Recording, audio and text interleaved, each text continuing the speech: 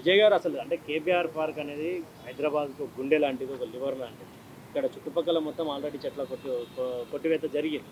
అంటే మరి ఎలా చూడొచ్చు? మీరు స్టే ఆర్డర్ తెచ్చారు. అంటే గతం నుంచి స్టే ఆర్డర్ ఉంది కదా! మరి ఎందుకు కొత్తగా మరొకసారి స్టే ఆర్డర్ తేవాల్సిన అవసరం ఏమొచ్చింది? ముఖ్యంగా ఈరోజు ఎవరైతే సుప్రీంకోర్టు న్యాయాధినేతలు ఉన్నారో మా తరపున ఎవరైతే ఈ పిటిషన్ని 2019 నుండి కాజల్ మహేశ్వరి తదితరులు ఫైల్ చేశారో దానిపైన ఎస్ఎల్పి పిటిషన్ అంటే హైకోర్టులో మేము దాఖలు చేశాము. ఏదైతే ఈ చుట్టుపక్కల ఉన్న చెట్లని కొట్టివేయొద్దు అని స్టే ఆర్డర్ ఉండంగా కూడా ఈ పనులు జరుగుతున్నాయి.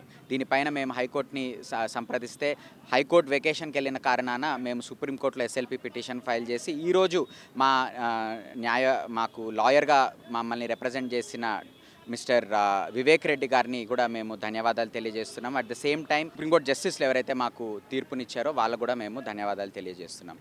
ఇక్కడ మేము ముఖ్యంగా తెలియజేయదలుచుకుంది ఏంటి అంటే కేబీఆర్ నేషనల్ పార్క్ అనేది ఒక 400 ఎకరాల నేషనల్ పార్క్. దీనికి చుట్టూ బఫర్ జోన్ అనేది 25 నుంచి 35 మీటర్ల దాకా ఉంటుంది. ఈ బఫర్ జోన్ డిమార్కేషన్ జరగకుండా ఈ బఫర్ జోన్ని ఒక పబ్లిక్ హియరింగ్ పెట్టి అఫీషియల్గా నోటిఫై చేయకుండా కొన్ని లూప్ హోల్స్ వాడి దీన్ని 3 మీటర్లకి తగ్గించే ప్రయత్నం జరిగింది. సో దీన్ని మేము పిటిషన్ ద్వారా వ్యతిరేకిస్తున్నాం, క్వశ్చన్ చేశాము.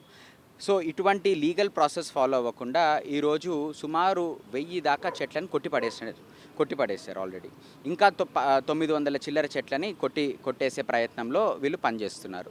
సో ఇక్కడ మేము రిక్వెస్ట్ చేస్తుంది ప్రభుత్వంతో ఏంటి అంటే, మేము స్టే తెచ్చినంత మాత్రాన మేము ఏదేదో విజయం సాధించినామని మేమేం విర్రవీగట్లే. ఇక్కడ మా వైపు న్యాయం ఉంది కాబట్టే మా వైపు సుప్రీంకోర్టులో జడ్జిలు కూడా మాకు అనుకూలంగా చెప్పడం జరిగింది. కాబట్టి ఇప్పుడన్నా ప్రభుత్వం తరపున మీరు మమ్మల్ని సంప్రదించి ఒక పబ్లిక్ హియరింగ్ జరిపి దీనిపైన ఒక థరో ఎన్వైరన్మెంటల్ ఇంపాక్ట్ అసెస్మెంట్ చేసి దీనివల్ల ఈ ప్రాజెక్టులు మీరు ఏవైతే 6 ఫ్లైఓవర్లు అండర్ పాస్లు కట్టదలుచుకుంటున్నారో దీనివల్ల సమస్య సాల్వ్ అవుతుందా అని మీరు చెప్పడం కాదు, ఇండిపెండెంట్గా ఒక ట్రాఫిక్ స్టడీ చేపట్టి, ఇండిపెండెంట్గా ఒక ఎన్వైరన్మెంటల్ ఇంపాక్ట్ అసెస్మెంట్ చేపట్టి, ఇండిపెండెంట్గా దీనిపైన ఒక అర్బన్ ప్లానర్స్ని కూర్చోబెట్టి ఇండిపెండెంట్గా ఒక నివేదిక మీరు తయారు చేసి అది మీరు ప్రజాక్షేత్రంలో పెట్టి ఆ తర్వాత ఇటువంటి ప్రాజెక్ట్ వల్ల ఏమన్నా ట్రాఫిక్ సమస్య సాల్వ్ అవుతుందా లేదా అనే మీరు నిర్ణయం తీసుకుంటే మేము దానికి ఏకీభవిస్తాం. కానీ మేము చెప్పదలుచుకుంటుంది ఏంటి అంటే, ప్రపంచవ్యాప్తంగా ఫ్లైఓవర్ల అండర్ పాస్ల వల్ల ట్రాఫిక్ ఎక్కడా సాల్వ్ కాలే, అది కాదు కూడా. ఎక్కడైతే మీరు కేబీఆర్ చెక్ పోస్ట్ దగ్గర కడుతున్నారో ఫ్లైఓవర్ అండర్ పాస్ ఆడికెళ్ళి స్మూత్గా ఫ్లో అవుతుంది. ఇక్కడ KBR entrance gate TDP office దగ్గరకు వస్తుంది, ఇక్కడ కూడా స్మూత్గా ఫ్లో అవుతుంది, నేను ఒప్పుకుంటున్నా. కానీ దీని తర్వాత ఈ ట్రాఫిక్ వాల్యూమ్ ఏదైతే ఉందో అదంతా పోయి TV9 జంక్షన్, అదంతా పోయి నాగార్జున సర్కిల్ దగ్గర ఆగుతుంది. మరి అక్కడ ఏంటి మీ సొల్యూషన్? అక్కడ ఏమీ సొల్యూషన్ చేయలేదు కదా, ఏమీ కాదు కదా. సో ఒక చోట మీరు ట్రాఫిక్ దగ్గర ఎవరెవరైతే కార్లలో ప్రయాణిస్తున్నారో మిగతా వాళ్ళు ట్రాఫిక్ సమస్య సాల్వ్ అవుతుంటే వీళ్ళు ఎందుకు అడ్డుకుంటున్నారని అడుగుతున్నారో మేము సూటిగా మిమ్మల్ని ఆలోచించమని కోరుతున్నా.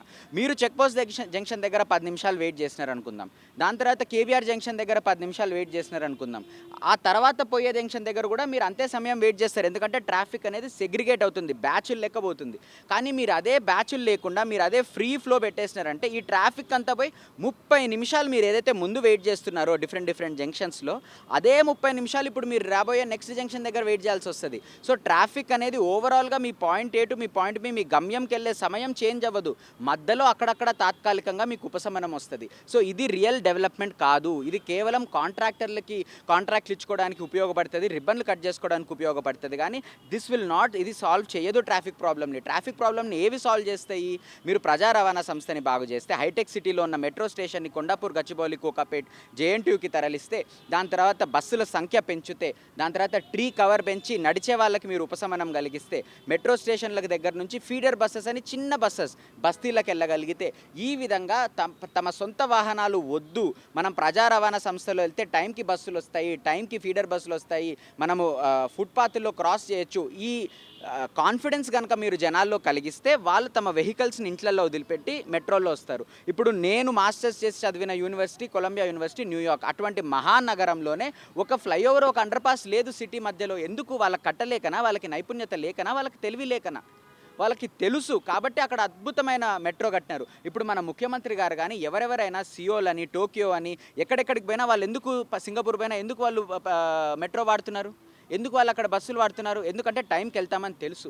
కాబట్టి మీరు సంఖ్యని తగ్గియాలి, ప్రైవేట్ వెహికల్ సంఖ్యను తగ్గాలి. That is the only solution.